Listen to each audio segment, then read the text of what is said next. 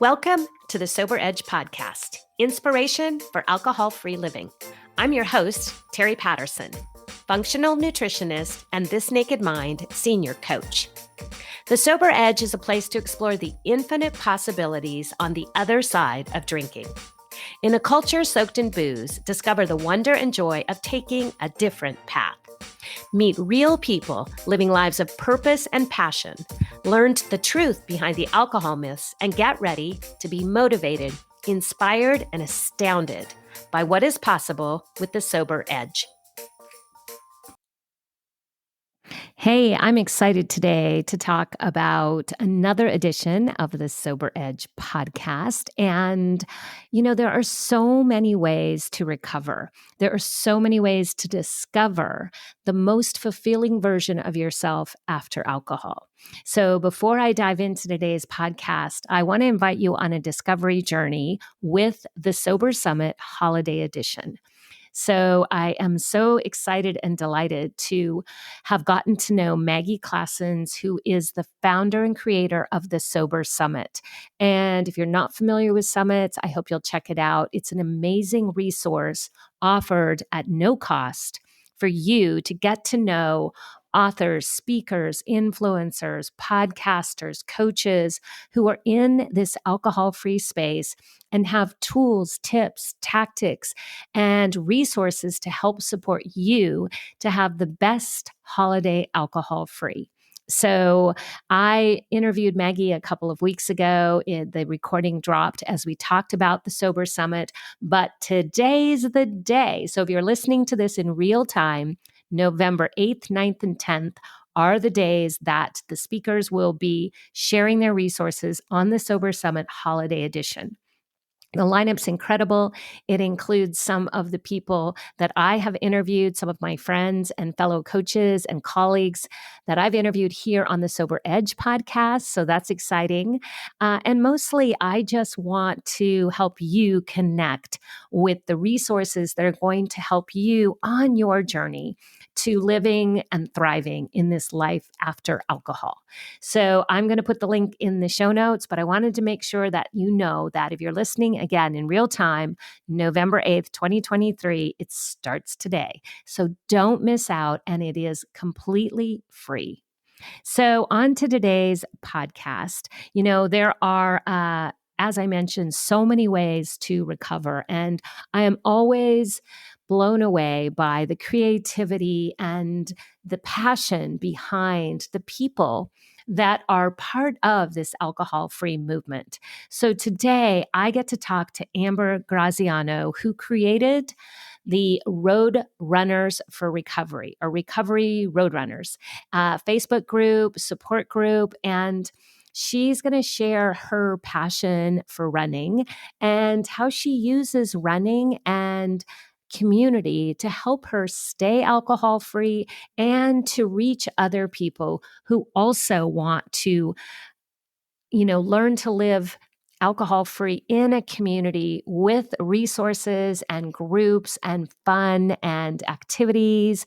And so Amber is just a delight. She has put together such an amazing program and Facebook group and community around running. And as she likes to say, staying sober happens 1 mile at a time.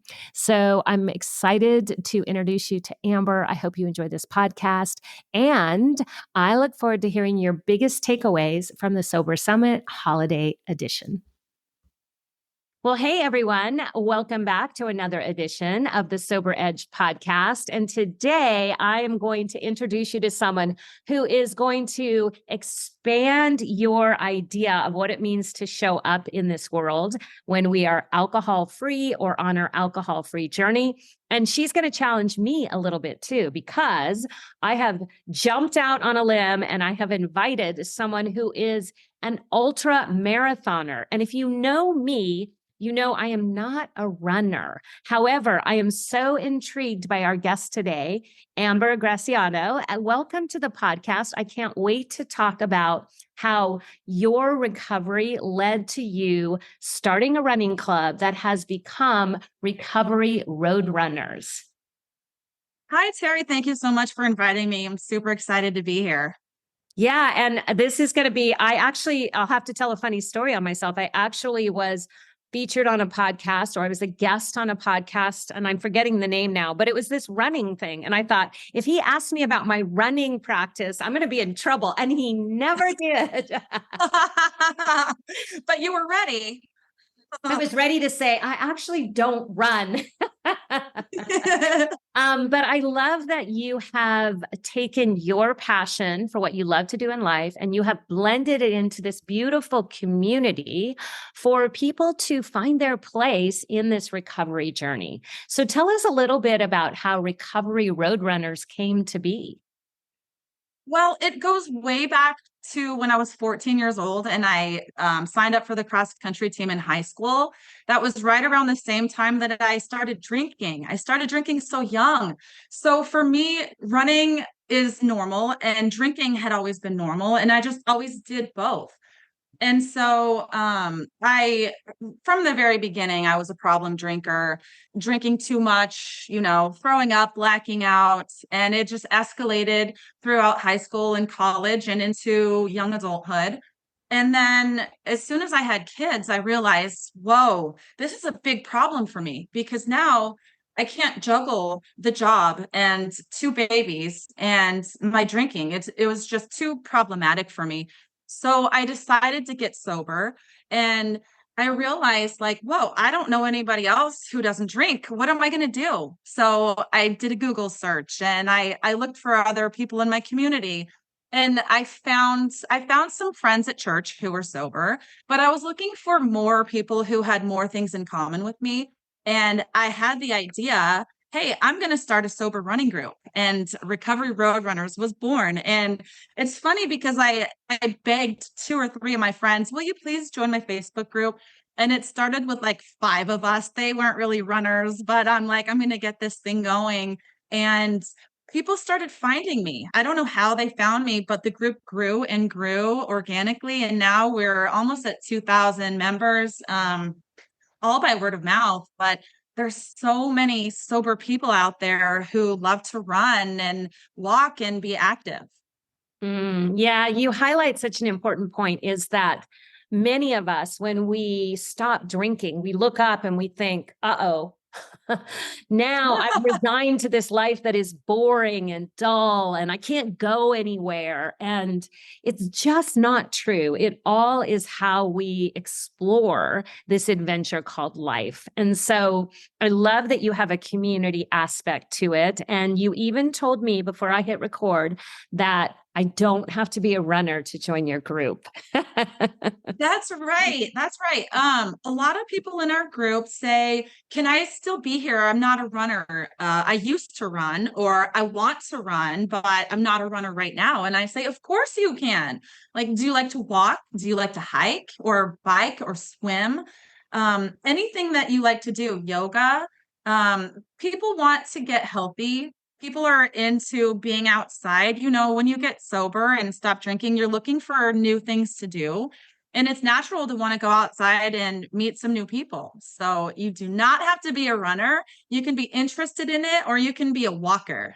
Yeah, I I love. walk all the time. It's a really good recovery tool. Yes. And you are based in California, but your group obviously has people probably throughout the nation, maybe even throughout the world. So, how do those people connect? Do they go off and do they create little branches of running clubs in their own community? Yeah, so we have started in-person run clubs, but so they find us usually through my website, recoveryroadrunners.com, and join our Facebook community. That's where all the action happens. It's on Facebook. And if you're not on Facebook, you might just want to start one just for this. People are posting every day in there inspiration, like, hey, I ran my first 5K, I ran my first half marathon, or they're asking for advice. My husband doesn't want me to stop drinking. How do I handle this? And people are asking questions and they're engaging, they're sharing recipes and weight loss tips. And there's amazing conversation happening inside Recovery Roadrunners. And we also meet on Zoom 2 or 3 times a month. I facilitate the Zoom calls and I try to make the topics really interesting and relevant for people. And that's how they really make friends is on the Zoom calls, on the coaching calls. We've had what's called the training team going for the past couple of years. So I'm a run coach in addition to being a part-time teacher right now. So we're about to launch, my boyfriend and I are about to launch a new program called Run Your First Sober Marathon or half marathon or 5K, 10K. Because I believe that anybody can do a marathon. You've seen that movie, Brittany Runs a Marathon, right? I have. People It love was that movie. inspiring. Yes, it is inspiring. But the point is, you don't have to be 100 pound, skinny woman to run a marathon. Anybody can run a marathon or a 5K. Maybe you just want to get started with getting healthy again after quitting drinking and you set a goal. I want to run my first 5K. Come to us. I'm going to introduce you to other people who are just getting into running, who are just getting into stopping drinking, and you're going to meet some friends who we're all going to tackle this goal together. We're going to talk about nutrition and running and getting back in shape after being stagnant for a long time. But the most important piece, I think, is realizing that there's other people out there just like me who want to quit drinking, who are feeling lost and alone. And you don't have to feel so alone anymore. It's such an amazing thing to be inside a community of something so special where you don't feel like the outcast anymore. Yeah, that is a powerful point. And again, I think community is one of those pillars of living this alcohol-free life and not surviving, but thriving. So I have two client marathon or running stories I want to share with you. So one is I have a client I've been seeing, he's been seeing me, I guess I should say, for a couple of years now. And he went through his alcohol-free journey and he was turning 50. And he's been challenged by feeling a little bit like, is this all there is? And he recently hired a running coach and started running. And he just completed his first 10K. And he was just sharing how amazing it is to have this sense of accomplishment and pride and joy in doing the hard thing. And so I love this idea that you can start from wherever you are. And then I have another client who she's been, trying to untangle this drinking and over drinking for a while. And we were recently talking and she shared that one of the hardest things she ever did in her life was run a marathon. And I said, so tell me about running a marathon. And I said, tell me about the sacrifices it took to run a marathon. And she said, well, there was cost involved. I had to buy shoes. I had to, change my nutrition. She said I had to get up early. So there was time involved. There was other kinds of sacrifices, giving up, sitting home on the couch with her blanket and dog and get out and lace up her running shoes and get out there. And so we talked about how running this marathon can be kind of this new metaphor, this reminder of how to do this alcohol-free journey. Like you have to do some sacrificing. You've got to change your identity to someone who doesn't drink. You get to build in these sacrifices as a way of, reminding yourself that this hard work is worth it. And so she now has some new energy behind this decision because of her recollection and memory of running that marathon and what it meant to her. I love that. And it just reminds me that life begins when we get ourselves outside of our comfort zone. We have to be comfortable being uncomfortable. And David Goggins calls it the discomfort zone. You have to get uncomfortable to stop drinking.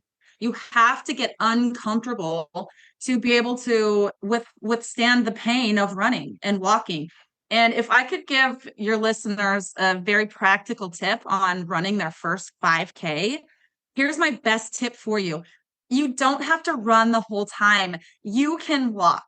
People always say, because I just ran a 50-mile race this past weekend, and they say, well, are you allowed to walk?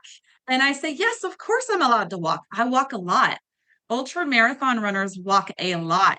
And so if you're training for your first race, go ahead and walk. You can do a run walk strategy. You can do mine. I run for 3 minutes and I walk for 1 minute. So literally 25% of the time that I'm out there, I'm walking. And that is going to save your running muscles and change them over to the walking muscles. And it's going to keep you going longer and keep your heart rate down lower so that you're not struggling so hard. It doesn't have to be so hard. So I would definitely recommend people start with walking, build up your walking base, build up the muscles that maybe haven't been used in a while. Just go out and walk a mile. And when you're comfortable with that, walk a mile and a half, and then two and a half, and gradually increase your mileage.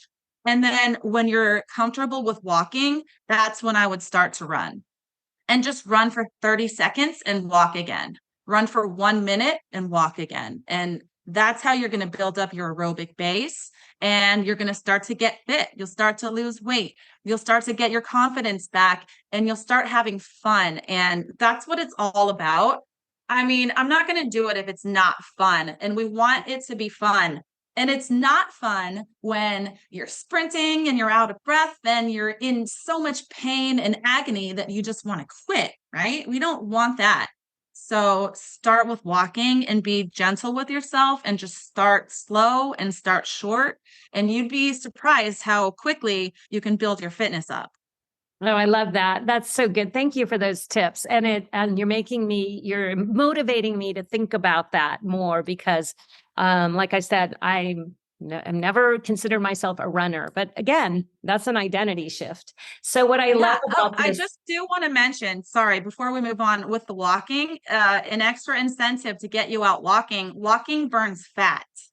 If anybody out there was like me, when I was still drinking, I was 45 pounds heavier than I am now. I wanted to stop drinking and lose weight and start to look a little better. Walking is going to help you lose weight and get in shape. So walk, keep your heart rate low, and you're going to start to lose weight. That's so good. Yeah, thank you. And because the other hat I wear in this coaching world is as a nutritionist, I see people when they stop drinking that the next thing they take a look at is their health. And, untangling this piece of now I feel good and I want to feel better and I want to thrive. And so I love that tip about walking. But one of the things that you bring to mind in this metaphor of walking and running and doing this alcohol-free life is baby steps. We start small. We often think that when we look at our alcohol-free journey, I find a lot of people come to me and they're really stuck. I ask them, what does success look like for you? And it's hard for them to define because they've created this barrier between like, it's so big. And I think that's when people see the idea of running a marathon, it's so big, like, where do I start? And you just showed us exactly how we start. Like anything in life, we start by taking that first step, that first moment of curiosity. We ask for help. We find resources. We connect with other people who have success in this area. And we start to trust ourselves a little bit more. We start to commit. We get out of that comfort zone and into the courage zone. And that is just like this alcohol-free journey. So I'd love to talk a little bit, Amber, about your mindset. So you mentioned that you just ran a 50-mile race, which sounds like beyond big because we started with a marathon, which is what, 26 and a 26 and a half? What's a That's marathon? right. Just 26? 26.2. Yeah. Okay. And then we went to 50. So that's a big jump. So Yes. part of this journey when you are out there racing is got to be the mindset around the discomfort, what your brain is telling yourself. So tell me what mindset tools you use when you're out there running your race. Well, the first thing that comes to mind is I have two people who I follow closely. One is Rich Roll. He's a sober vegan ultra marathon runner. And the other is David Goggins. And so I listen to the Rich Roll podcast a lot. And I've listened to both books by David Goggins, Can't Hurt Me and Never Finished. And David Goggins is the man for teaching and talking about mental fitness and mental strength. So he has a quote and he says, I was open to the possibility that I had the ability to conquer anything. And he talks about the 40% rule. And the 40% rule is when you think that you're done, that you can't take another step, you're only at 40%. You still have 60% left in the tank that is untapped reserves of energy. And so I think about that when I'm running. There's people out there that run 100 miles, 250 miles at once. So I can run 5 miles, I can run 10 miles. And so when you start to get, tired, you ask yourself, can I take another step? Can I run to the next stoplight? And you have to narrow it in. You don't think about the whole 50 miles. You think about the next 2 minutes and you get through the next 2 minutes because ultra running, it goes in waves. Okay. So you start off, you're on a high and you feel really good. And you feel really good. I felt awesome for about four hours. And then I started to think, oh boy, I'm about a third into the race and now it's going to get tough. But the race doesn't start until every muscle in your body hurts. The race doesn't start until you're in maximum pain. And then you have to get real with yourself. And it's just like sobriety. You have to kill your excuses and you have to say, I'm not going to quit. I have a mission. I'm going to accomplish this mission no matter what. So I was hurt earlier this year. I had a stress fracture in my foot. I didn't run for 3 months. So coming into this race, I didn't know if I was going to finish. And I was telling my runners, I have a group going on right now. I said, you guys, I'm going to do it. I'm going to try it. I don't know if I'm going to finish because my training this year was interrupted by the stress fracture and I really only had 2 months to get ready for it. So I said, I'm going to try it and I'm going to go in there thinking, I'm not going to quit. If I have to walk, I'm going to walk. I'll walk the whole second half if I have to. But I got in there and the waves started going. I felt high, I felt low. You eat and you drink and you keep going. And, you know, it just takes practice with the whole mental strength thing. It's like I said, can I do one more step? And then suddenly you're halfway through.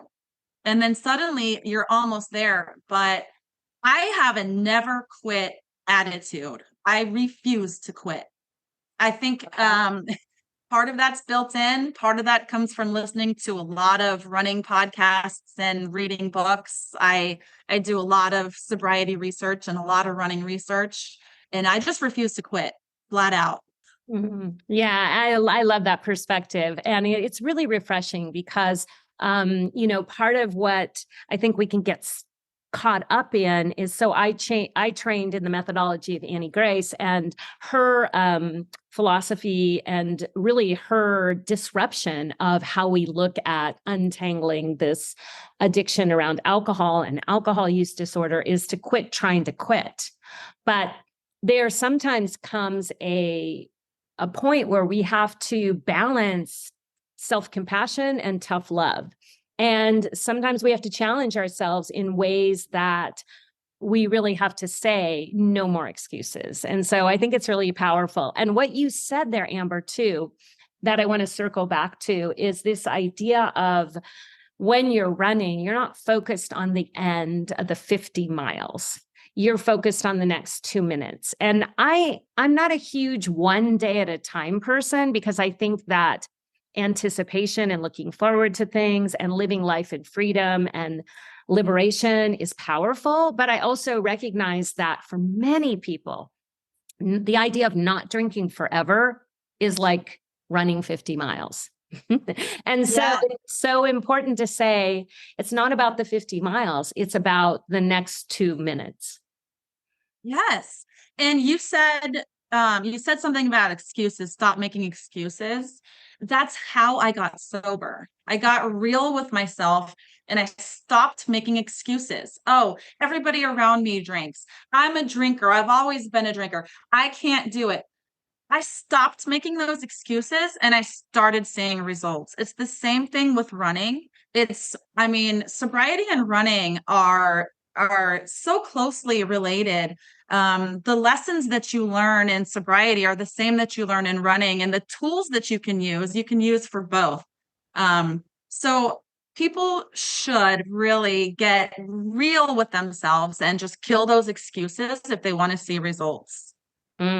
Yes. Yeah. I'm going to have to challenge my excuses around getting out there and running. Yeah, and in So recovery road runners, we say one day at a time, 1 mile at a time, because like you said, looking at forever, it's so overwhelming.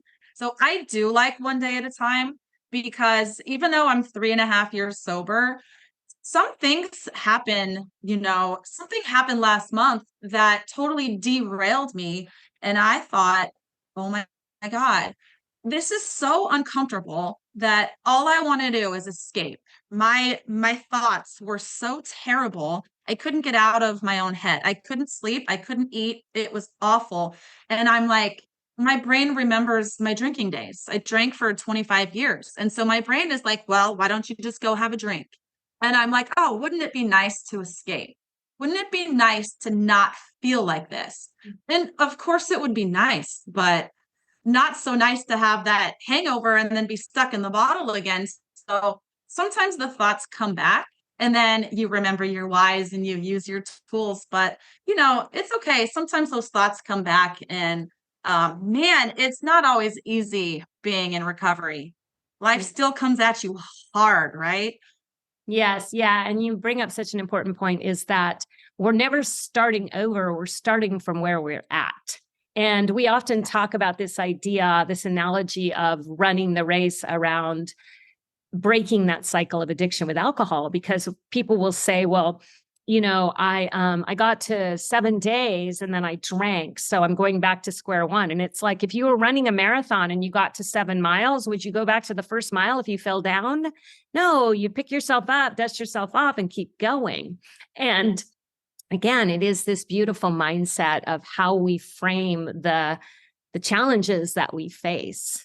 So, in addition to Recovery Roadrunners, you have a couple of other things that you offer your community. So, let's talk about your nonprofit and also your retreats. Yeah, so we like to do in-person get-togethers. You mentioned that there's little pockets of in-person run clubs that we have going on. We have gone to Sedona for a retreat. We went to Lake Tahoe, and I'm planning the next retreat for 2024 right now. And it's the Rogue River Relay, and it's on the California-Oregon border. We haven't done signups yet, so there's still time if anybody wants to get in. It's a 12-person relay race. It's 220 miles. So yes, walkers, you can come too. It's going to be really fun. We're going to rent a couple of vans and have an amazing sober weekend. We're going to be camping and hanging out, a bunch of stinky runners in the van and in the tent. Not very much sleeping, but a lot of eating, a lot of running, and a gorgeous trail all the way to the beach. So we do that. And then also, I think I mentioned run your first sober 5K, 10K marathon. That's the next thing. We'll be starting in November 23, and it's a 6-month program. So I'm going to take you from 0 to 100. You can be a total newbie. You can be wanting to stop drinking and wanting to start running and have zero experience at all. You can come right in and join us, and I'll give you everything you need to run or walk your first 5K. And we'll talk about how to get sober too. And that's where you'll meet all of the friends. I really think that community is one of the most important tools for sobriety because we can't do it alone. We need people to talk to bounce ideas off of, to vent to, and to say, hey, I know exactly what you're going through, because people who are not in recovery don't get it. I can't have this conversation with my mom, with my best friend from high school, or with my neighbor, because they don't get the struggle of drinking too much. They don't understand. You can only have these conversations with other people who are going through the same thing. And so the combination of sobriety and running, that's a lot to have in common with somebody. Yeah. It's a lot. Yeah. So Yeah. it really does make for some really strong and unique friendships. And I have some really amazing friends that we text each other and we call each other and we check in and we say, how are you doing? And we're real with each other. Say, well, not so great. This is happening with my kids. This is happening with my job, and you help each other through in those dark moments when you just need somebody to keep you on the straight and narrow. Mm. Yeah, yeah. And yes, I agree 100%. It really is we've heard it said that the opposite of addiction is connection. And so if you are looking for a place to fit, even if you've never considered running, I'm always telling people, like, what did you used to do? Or what did you ever want to do? Or lead with curiosity and ask yourself, what would it look like? Might I enjoy that?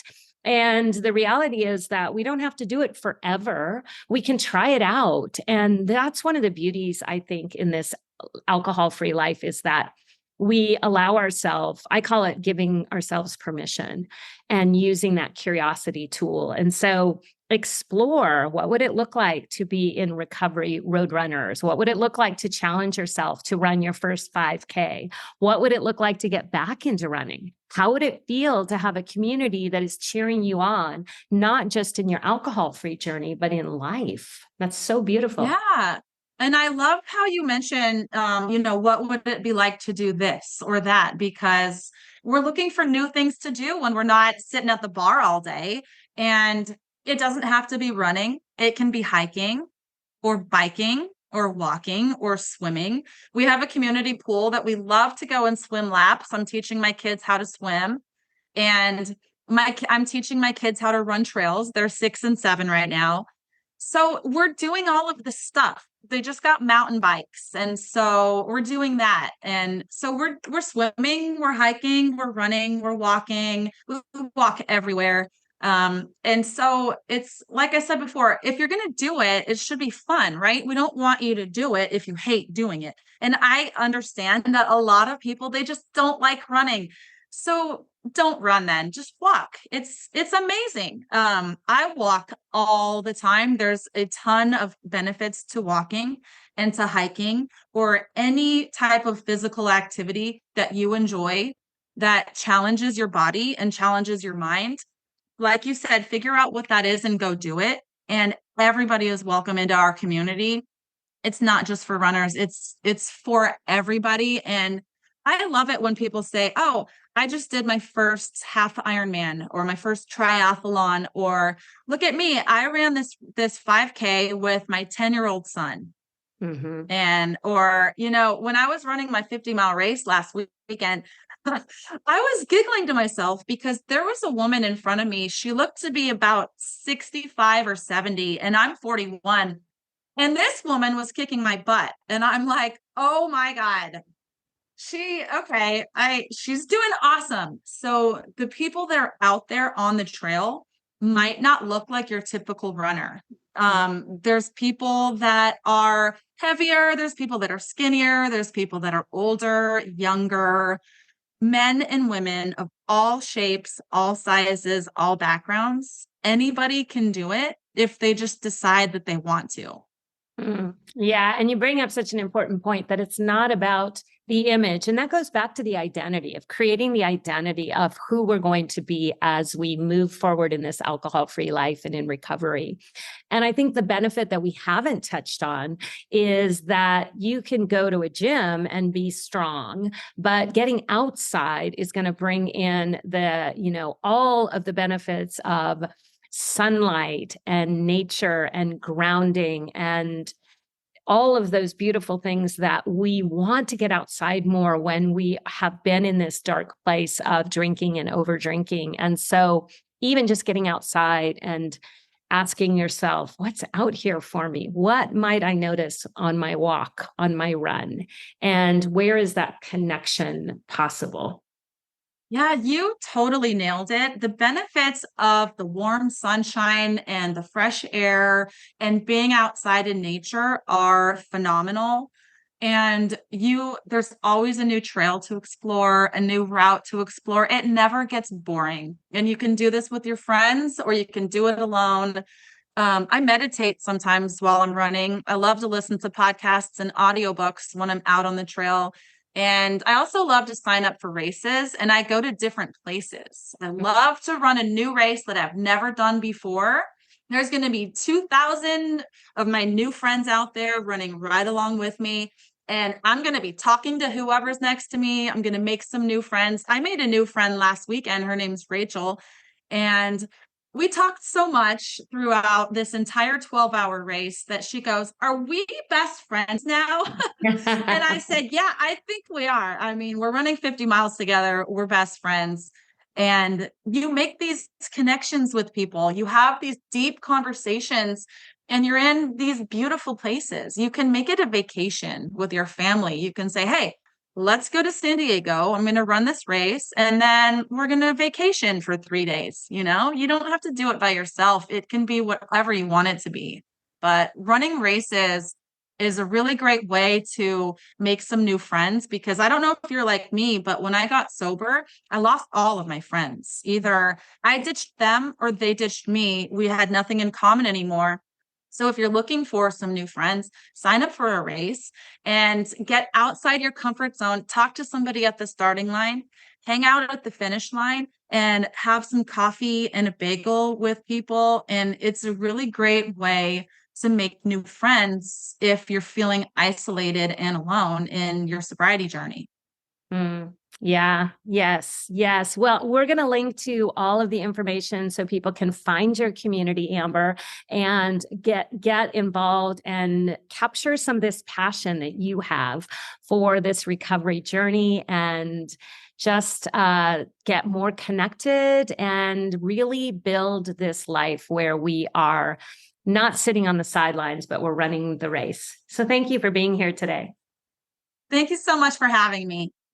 Hey, I want to thank you for tuning in and listening to The Sober Edge. This is a place to have important conversations and a safe place to question everything you thought you knew about drinking. If you're looking for your sober edge, I invite you to connect with me at thesobernutritionist.com, where you can grab my free resource, 5 Healthy Reasons to Take a Break. And I would be grateful if you would take a moment to rate and review this podcast so together we can reach more people who are looking for their sober edge.